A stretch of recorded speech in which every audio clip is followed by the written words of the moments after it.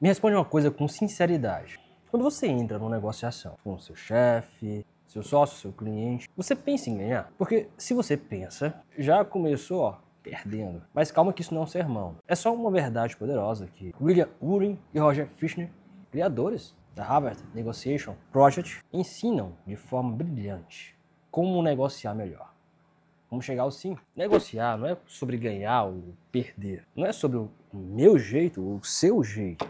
É sobre você criar um novo caminho, onde os dois lados saem melhores do que entraram. E nesse vídeo, eu quero caminhar com você por essa ideia. E para começar, deixa eu te contar uma história real. Duas pessoas discutem na biblioteca. Um quer a janela aberta por causa do calor, a outra quer ela fechada por causa do vento. Nos papéis ali, né? Uma empurra, outra retruca, até que o bibliotecário resolve. Ele abre a janela de outro cômodo e pronto. Um respira o ar fresco e o outro mantém os papéis no lugar. Agora, um bolo. Imagine que dois amigos querem o mesmo pedaço de bolo. Se você dividir, um vai reclamar. A solução, um corta e o outro escolhe primeiro. Ninguém quer cortar desigual, né? Então será um corte justo, já que um vai escolher o corte e o outro vai cortar. E a clássica história de dois irmãos que brigavam por uma laranja. A mãe corta ao meio e cada um ganha metade. Mas um só queria a casca para fazer um bolo e o outro só queria o suco. E se eles tivessem conversados, os dois sairiam com 100% do que eles queriam. Então, você percebe? A mágica da negociação acontece quando você entende o interesse por trás do pedido. Então, o primeiro passo é foque em interesses, não em posições. E esse é o primeiro pilar da boa negociação. A maioria das pessoas, elas focam na posição. Quero desconto, quero um aumento, mas a posição é a ponta do iceberg. O que você precisa perguntar, e perguntar com curiosidade sincera, é por que isso é importante para você? Aí você descobre os interesses reais da pessoa. Quem pede o aumento muitas vezes quer reconhecimento.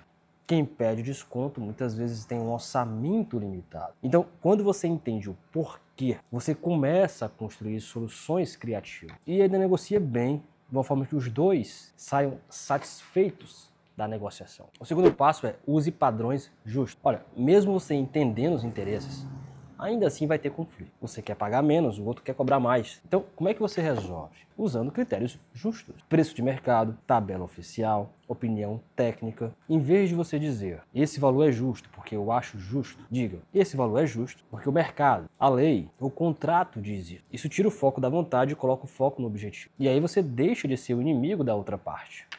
Vocês passam a ser duas pessoas resolvendo o mesmo problema. O terceiro passo é criar uma opção de ganho mútuo. Aquele exemplo que eu falei da laranja é perfeito para isso. Dois irmãos, um quer o suco, o outro quer a casca. Cortar a laranja ao meio parece justo, mas é ineficiente. Se eles tivessem conversado, cada um sairia com tudo o que queria. E essa é a essência da criatividade na negociação. Quando os dois lados querem coisas diferentes, existe um ouro aí. Diferenças não são problemas, elas são fontes de inovação, né? E o quarto passo é separe a pessoa do problema. E essa é uma das partes mais ignoradas das negociações. E uma das mais importantes porque quem está do outro lado é uma pessoa, com ego, com história, com emoções. Trate ela com respeito e trate o problema com firmeza. Não troque isso. Não seja duro com a pessoa e mole com o problema. E nem o contrário. Seja gentil com o humano e forte com o desafio. E mais, se conecte com a pessoa antes da negociação. Chegue antes, converse, conheça. E isso aumenta até 30% de chances, né, do sucesso naquela negociação. Mas e se o outro lado for desonesto? Se o outro lado tentar usar truques para te enganar, te manipular? A resposta é, chame o jogo para o palco. Pode jogar uma indireta, por exemplo. Ei, parece que você e o João estão fazendo um jogo clássico de policial bom e ruim. Tá tudo bem por aí? O nome do jogo muda. E outra dica, nunca ataque a pessoa. Ataque o contexto do que ela falou. Se ela está tentando ser desonesta com você, ataque as suas incongruências, né?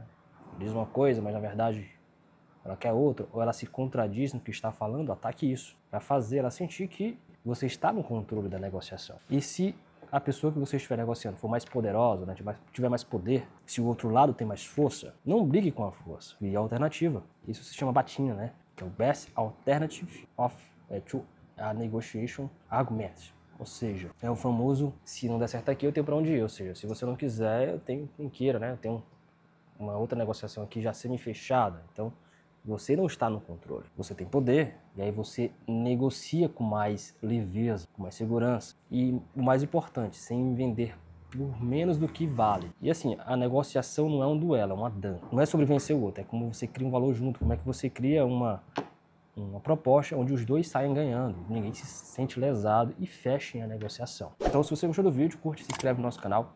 Muito obrigado e até o próximo vídeo.